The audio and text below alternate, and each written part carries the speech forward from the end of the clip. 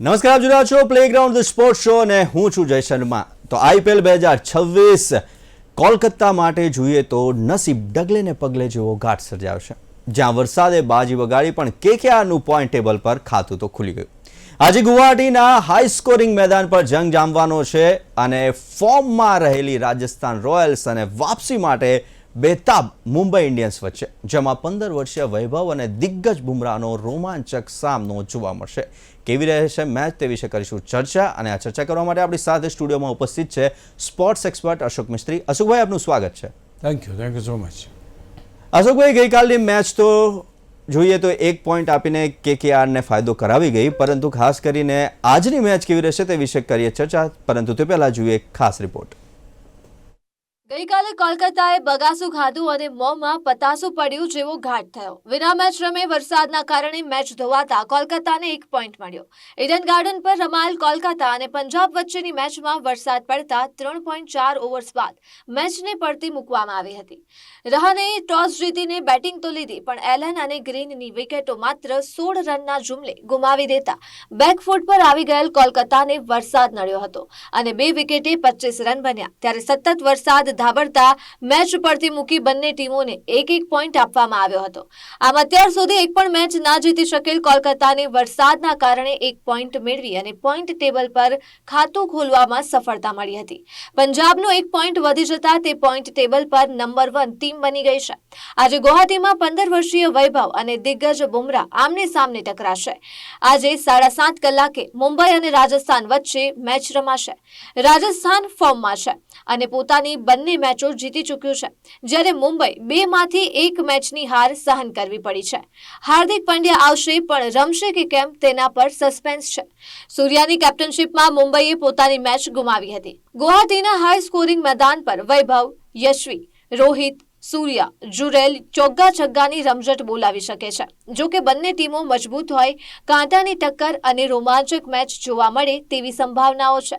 Point table પર Punjab number 1 પર છે. ત્યારબાદ 4 પોઈન્ટ સાથે બેંગલુરુ, રાજસ્થાન અને દિલ્હી અનુક્રમે 3જા, 4થા અને 5મા ક્રમે છે. 2 પોઈન્ટ સાથે હૈદરાબાદ, મુંબઈ અને લખનઉ 6ઠા, 7મા અને 8મા ક્રમે છે, જ્યારે 9મા અને 10મા ક્રમની ગુજરાત અને ચેન્નાઈને ખાતું ખોલવાનું બાકી છે. તો આઈપીએલ 2026થી કરીશું ચર્ચા. અશોકભાઈ, સૌથી પહેલાં તો જે ગઈકાલે મેચ રમાઈ, આમ તો કોલકાતા અને પંજાબ વચ્ચેની જે મેચ હતી, અચાનક જ કોલકાતાને 1 પોઈન્ટ આપી પોઈન્ટ ટેબલ પર ખાતું ખોલાવી આપ્યું છે. કેવો સંજોગ અને કોને ફાયદો? આ એક બહુ અજબ ઘટના બને છે, અને જ્યારે 1 પોઈન્ટની વાત આવે છે, એ 1 પોઈન્ટ ગયા વખતે બી બહુ નડ્યો હતો અને આ વખતે પણ બહુ નડે એવી શક્યતાઓ છે. કારણ કે તમે 2 પોઈન્ટથી આગળ નથી, માત્ર 1 પોઈન્ટથી આગળ છો. પંજાબ આમ તો બધી જ ટીમોના 4 પોઈન્ટ હતા, પણ પંજાબને 1 પોઈન્ટ વધારે મળ્યો એટલે નંબર 1 ટીમ બની ગઈ. હવે નંબર 1 ટીમ અત્યારે છે એ 2ના પેલા એની અંદર જ તમારે જીતવું પડે તો તમારી સાથે થાય. હવે એક રન જે છે, 1 પોઈન્ટ છે, એ પોઈન્ટથી આ ટીમ હંમેશા આગળ રહેવાની, જ્યાં સુધી કોઈ બહુ મોટો ફેરફાર ના આવે ત્યાં સુધી. એટલે અને બીજું જે સૌથી મહત્ત્વની ઘટના ઘટી કે ભાઈ, જે રીતે શરૂઆત થઈને જે 2 વિકેટો પડી, તો કલકત્તા માટે બી લોકોને એમ હતું કે યાર આમાં તો કંઈ આજે મેળ નહીં પડે. એ ટીમને પણ કાલે 1 પોઈન્ટ મળ્યો અને પોઈન્ટ ટેબલ ઉપર એનું ખાતું ખુલ્યું. હવે જો પોઈન્ટ ટેબલ ઉપર ખાતું ખોલવાથી શું ફાયદો થાય છે કે તમે ચેન્નઈ સુપર કિંગ અને ગુજરાત ટાઇટન્સથી આગળ જતા રહ્યા. તો એક સાયકોલોજીકલ એડવાન્ટેજ કે ભાઈ આપણી 8મા ક્રમની ટીમ છે, 10મા ક્રમની નથી. તો હું માનું છું કે આ એક મહત્ત્વનું. અને બીજું જે 1 પોઈન્ટથી આગળ જે ટીમ છે, એ આ 1 પોઈન્ટથી આગળ ટીમ એ બહુ નડે છે. કારણ કે નોર્મલી શું છે કે જે તમે વિજય તમારો થાય 6-4 ને 2-6 અને 2-8 ને 2-10 એ રીતે હોય, એમાં 1 પોઈન્ટનો જ્યારે આવે ત્યારે એ હંમેશા બહુ પ્રોબ્લેમ ક્રિએટ કરે. લાસ્ટ ટાઈમ પણ એ જ પ્રમાણેની સ્થિતિ જોવા મળી. એટલે હું માનું છું કે સારું થયું પંજાબ માટે કે એને 1 પોઈન્ટ મળ્યો, પહેલા નંબર પર આવી ગયું, 5 પોઈન્ટ થઈ ગયા. કલકત્તાને 1 પોઈન્ટ મળી ગયો, એમનું ખાતું ખુલી ગયું. કે કલકત્તા તો જીત્યું જ નથી, એટલે એને ખાતું ખોલવાનું એને આનો કોઈ બહુ મોટો લાભ નથી. પણ પંજાબ સારી ટીમ છે, મજબૂત ટીમ છે, અને એ ટીમને જો તમે 1 પોઈન્ટનો ફાયદો થાય છે તો એ છેક સુધી એ ફાયદો એને કામમાં લાગે છે. અશોકભાઈ, હવે આજની મેચની વાત કરીએ તો આજે મુંબઈ અને રાજસ્થાન વચ્ચે મહત્વની મેચ. હાર્દિક પંડ્યા ટીમમાં પરત ફરશે કે પછી સૂર્યકુમાર યાદવ પાસે જ કેપ્ટનશીપ કરાવશે? અત્યારની પરિસ્થિતિ તો એમ લાગે છે કે ભાઈ પરત તો ફરશે, પણ પ્લેઇંગ 11માં આવશે કે કેમ એ થોડોક એ છે. પણ આપણે આશા રાખીએ કે મુંબઈ ઇન્ડિયન્સનો કેપ્ટન જલ્દી ટીમની કેપ્ટનશીપ કરે. Suryakumar Yadav is not a bad captain at all, કારણ કે જે ટીમને જે દેશને વર્લ્ડ કપ જીતાડ્યો હોય એ કેપ્ટન તો સારો કહી જ શકાય, એમાં એના કોઈ સર્ટિફિકેશનની જરૂર ના પડે. પણ તે છતાંય જે ચાણક્ય બુદ્ધિ, જે નાની નાની બાબતોનું ધ્યાન, જે એમ કહેવાય કે પરિસ્થિતિ બદલેવા લેવાતા ડિસિઝન્સ, આ બધામાં તમારે ક્યાંક ને ક્યાંક હાર્દિક પંડ્યાની જરૂર ચોક્કસ પડે. એક મેચને કેવી રીતે પલટવી અથવા તો કઈ રીતે સામે જતી હોય તો આ બાજુ લાવવી, તો Hardik Pandya is the better captain. હવે એમાં એવું છે કે રોહિત શર્મા કેપ્ટન હતા ત્યાં સુધી એક સ્ટાઇલ ઓફ કેપ્ટનશીપ હતી, આવ્યા પછી એની સ્ટાઇલ ઓફ કેપ્ટનશીપ છે. પણ અનફોર્ચ્યુનેટ પાર્ટ એ બને છે કે આવું બધું ઘણું બધું ઉથલપાથલ થઈને કેપ્ટન આવે છે ખરા, પણ એ પછી એક બે ટીમો એક બે વખત ના રમે, એકાદ મેચમાં રમે, એ પ્રમાણેના અવર જવર કરતાં ખેલાડી બની જાય ત્યારે ટીમ માટે બહુ મોટું જોખમ ઊભું થાય. અત્યારની સ્થિતિ જુઓ તમે, ધારો કે આજે બી નથી રમતા તો એનો અર્થ એ થયો કે ભાઈ એની ક્ષમતા એટલી છે નહીં, અથવા તો ઇન્જરી છે, ઇન્જરી પ્રોન છે. ઇન્જરી પ્રોન ખેલાડીને તમે એને કેપ્ટન બનાવ્યો છે, આ કેપ્ટન બને પછી એ પોતાનું કોન્ટ્રીબ્યુશન કંઈ આપી શકતો નથી. એટલે અહીં આગળ કેપ્ટનશીપની વાત કરીએ તો Suryakumar Yadav not a bad captain, કારણ કે વર્લ્ડ કપ જીતાડ્યો. પણ આઈપીએલ માટેનો કેપ્ટન, કોઈ આઈડિયલ કેપ્ટન મારી દ્રષ્ટિએ તો એ છે Hardik Pandya. He has got that nick. એ દરેક નાની નાની બાબતો જાણતો હોય છે. સાહેબ એના શોર્ટ રમવાની તમે ક્ષમતા જુઓ ને, તો જ્યાં બે ફિલ્ડર ઊભા હોય એની વચ્ચે તેનો શોટ જાય, ફિલ્ડરને બીટ કરીને એના શોટ જાય, ઉપર રમવાના હોય તો એ પરફેક્ટ એવા છગ્ગા મારે કે જ્યાં આગળ તમે. તો મેદાની નજર, પરિસ્થિતિ ઉપર સંપૂર્ણપણે કાબૂ, એ હાર્દિક પંડ્યાનું ખાસિયત છે. પણ ખેર, સૂર્યકુમાર યાદવ બી કોઈ ખરાબ કેપ્ટન નથી, કારણ કે અલ્ટિમેટલી તો તમારે લીડ ફ્રોમ ધ ફ્રન્ટ હોય છે. એટલે અહીંયા જોઈ શકાય કે આપણે સૂર્યકુમાર યાદવે 50 રન બી માર્યા, સારું પ્રદર્શન બી કર્યું, એટલે એક સારો કેપ્ટન કહી શકાય. એટલે હાર્દિકની ગેરહાજરીમાં એ ચાલી શકે ખરો, પણ સ્ટીલ આઈ ફીલ કે જો તમારે મુંબઈને ચેમ્પિયન બનાવવું હોય તો તમારે હાર્દિક પંડ્યાને જલ્દીથી જલ્દી મેદાન ઉપર ઉતારવો પડે. અશોકભાઈ, હવે મુંબઈની વાત કરીએ, મુંબઈની બેટિંગ લાઇનઅપની વાત કરીએ તો બેટિંગ લાઇનઅપમાં રોહિત, રિકલ્ટન છે, તિલક છે, સૂર્યા છે અને નમનને ગણીએ તો કેટલી મજબૂત બેટિંગ લાઇનઅપ છે આ મુંબઈની? મુંબઈ છે, ચેન્નઈ છે, આ બધી ચેમ્પિયન ટીમો છે કે જેમણે 5-5 વર્ષ 6-6 વર્ષ સુધી કેપ્ટન ટુર્નામેન્ટ જીતી છે, ચેમ્પિયનશિપ જીતી છે, અને ક્યાંક જબરી ટીમ તરીકે થયા છે. એટલે મુંબઈની અંદર તમે રોહિત શર્મા ઓપનિંગ બેટર તરીકે ક્યાંય પણ હોય, દુનિયાના કોઈ પણ છેડે હોય, કોઈ પણ ખૂણે હોય, હું નથી માનતો કે એનાથી બેસ્ટ ઓપનિંગ બેટ્સમેન તમને કોઈ મળી શકે. પહેલી વાર. The another problem is Rickelton is not consistent. હવે આમાં શું છે, મોટી ટીમો હોવા છતાં જે બેડલક એ લોકોને હોય છે કે મોટા નામ હોય છે, પણ એ લોકોના દર્શન અમુક વખતે ખોટા થતા હોય છે. એટલે અહીંયા આગળ તમે જુઓ તો રિકલ્ટન પછી તિલક વર્મા રમે ત્યારે બધા રમે છે, everybody plays and everybody plays well. પછી સૂર્યકુમાર યાદવ છે, પછી તમારી પાસે નમન છે, Naman Dhir, yes he also plays well. 250 run કરે એવી ટીમ તો ચોક્કસ છે, એમાં કોઈ બેમત નથી. પણ ઓન દેટ ડે કે જ્યારે એ લોકો ચાલવા જોઈએ, જો ના ચાલે તો પછી એ તો આપણે આ ટીમને હારી જતા ઘણીવાર જોયેલી છે. એટલે મુંબઈના 5 બેટર્સ એ મારી દ્રષ્ટિએ એક મજબૂત બેટર્સ છે, પણ એની કન્સિસ્ટન્સી જે છે એ કન્સિસ્ટન્સી હું થોડીક વીક જોઉં છું કમ્પેર ટુ અધર ટીમ્સ, એવું કહી શકાય.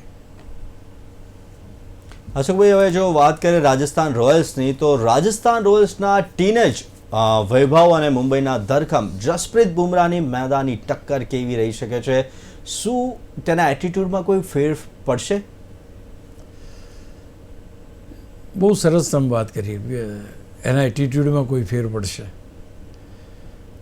ગુજરાત ટાઇટન્સ સામે જ્યારે આ છોકરાએ 35 બોલમાં સેન્ચુરી મારી તો સામેની ટીમમાં ઘણા બધા જોરદાર ખેલાડીઓ હતા. મોહમ્મદ શમી હતા, ઈશાંત શર્મા હતા, આખી વર્ષો એ લોકોએ એની અંદર કાઢે. પણ જે બધાને એણે છગ્ગા માર્યા છે,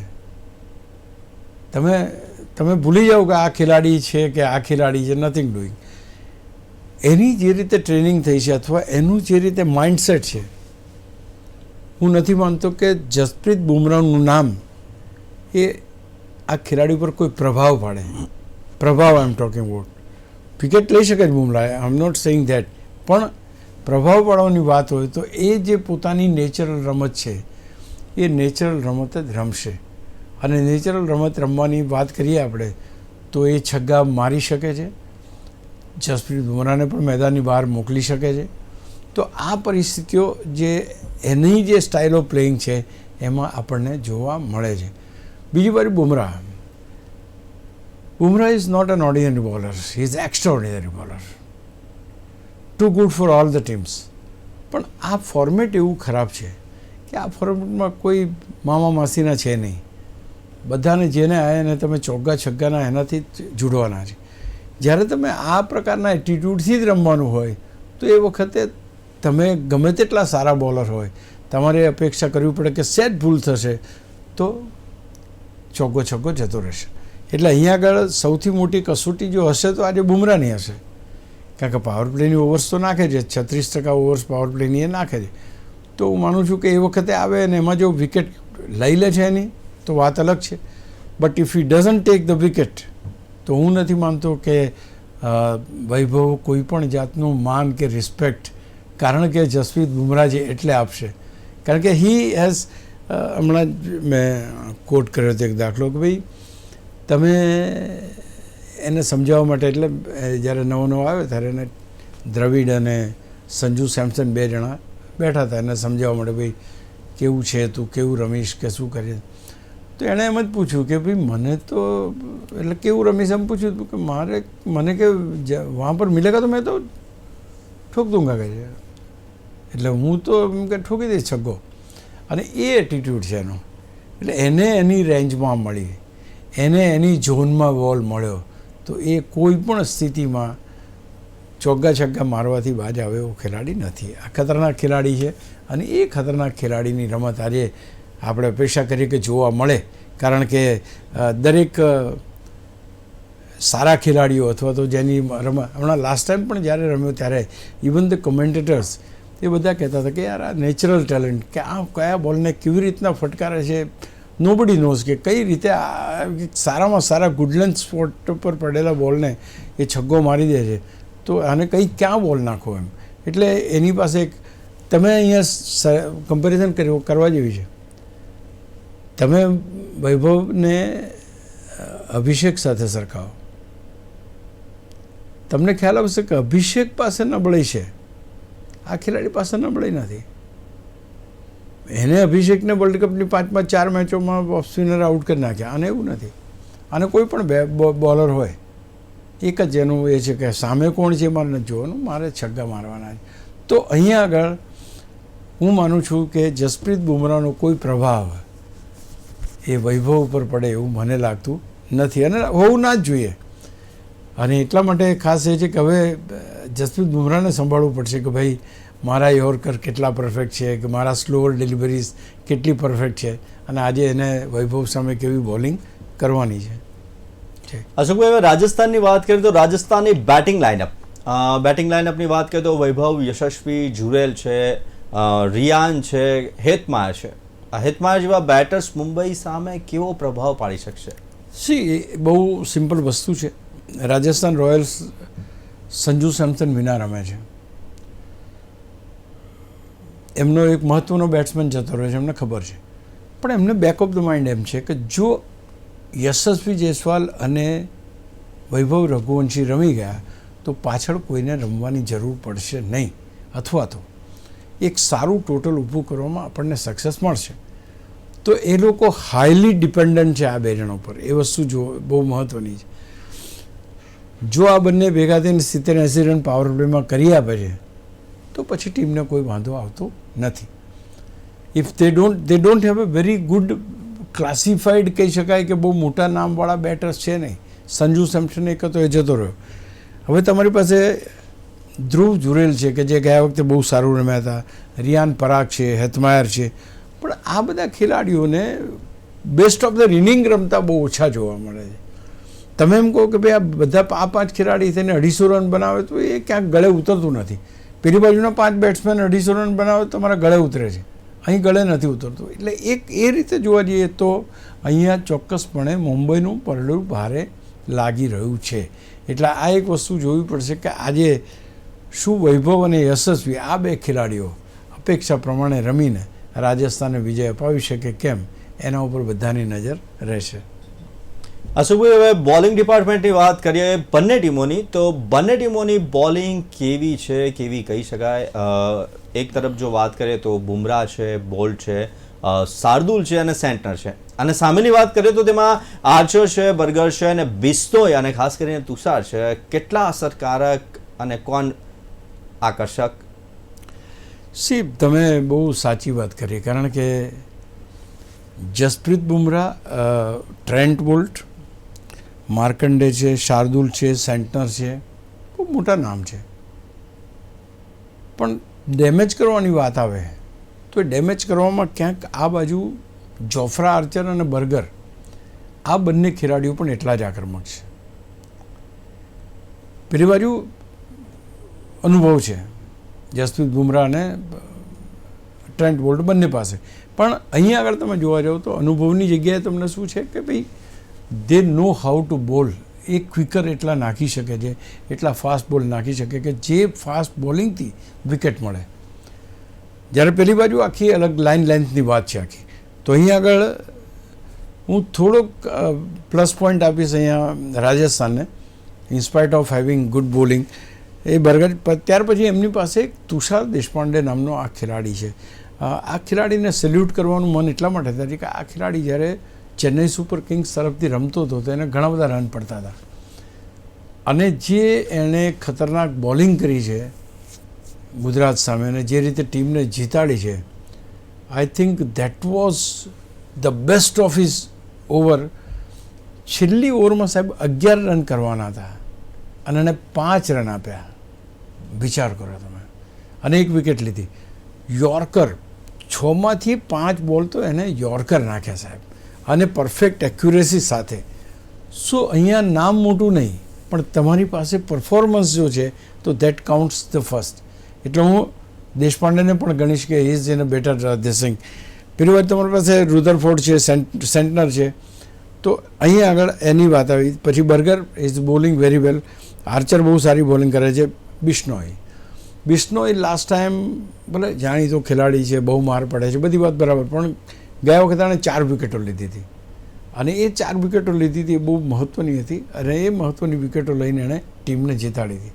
એટલે અહીંથી સૌથી મોટી બાબત એ બને છે કે ભાઈ ટીમને વિનિંગ કરવાના જે બોલર્સ છે એ બોલર્સ અત્યારે રાજસ્થાન પાસે થોડા સ્લાઇટ અપગ્રેડેડ મને લાગી રહ્યા છે.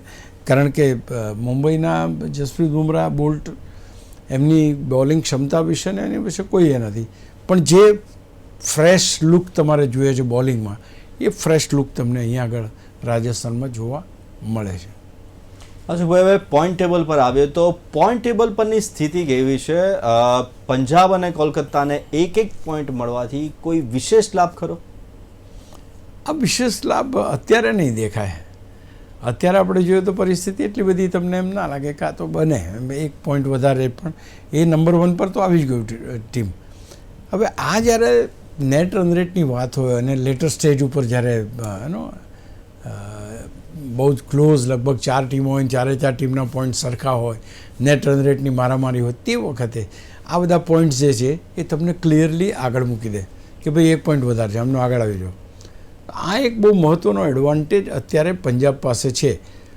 યાદ રહે કે Punjab is one of the tough team and top team of the tournament. એટલે ચેમ્પિયન બનવા તરફ બહુ સારી રીતે હું માનું છું કે જઈ રહ્યો તો એ ટીમ એ છે આ ટીમ, શ્રેયસ આયરની ટીમ.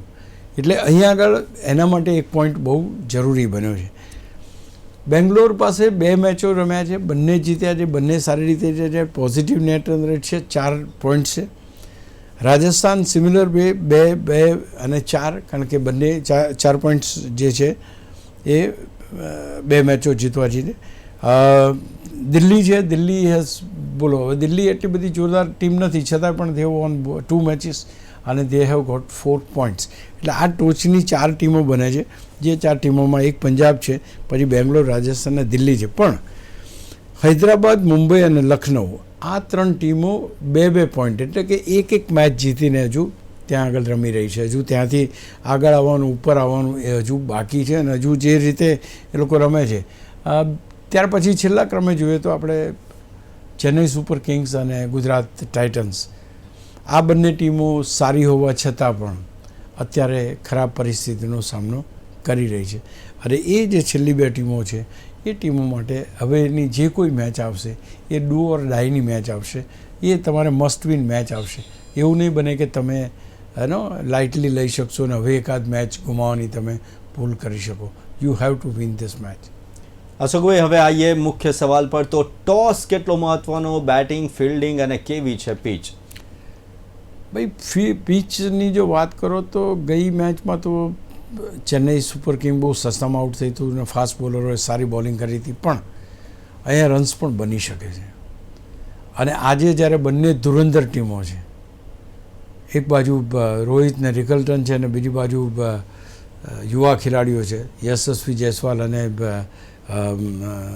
વૈભવ, તો હું માનું છું કે મોટો સ્કોર જોવાની દરેકને અપેક્ષા હોય એવો સ્કોર જોવા મળે. પણ કાલે જે રીતે વરસાદે બધો ખેલ બગાડ્યો હતો એવી પરિસ્થિતિનું નિર્માણ ના થાય આપણે એ અપેક્ષા કરીએ. કારણ કે બંને ટીમોમાં એટલા સરસ બેટ્સમેનો છે, એટલા સરસ બોલર છે, એટલે 20 થી 40 ઓવરની આખી મેચ રમાય અને આપણે એન્જોય કરીએ એવી અપેક્ષા ચોક્કસ રાખીએ. તો આથી IPL 2026માં એપિસોડ 10માં આજની ચર્ચા, અને આ ચર્ચા કરવા માટે અશોકભાઈ આપ અમારી સાથે ઉપસ્થિત રહ્યા તે બદલ ખૂબ ખૂબ આભાર. Thank you. તો IPL 2026ની દરેક મેચના પ્રિવ્યૂ, રિવ્યૂ, એનાલિસિસ અને ડિસ્કશન માટે જોતા રહો પ્લેગ્રાઉન્ડ ધી સ્પોર્ટ્સ શો. નમસ્કાર.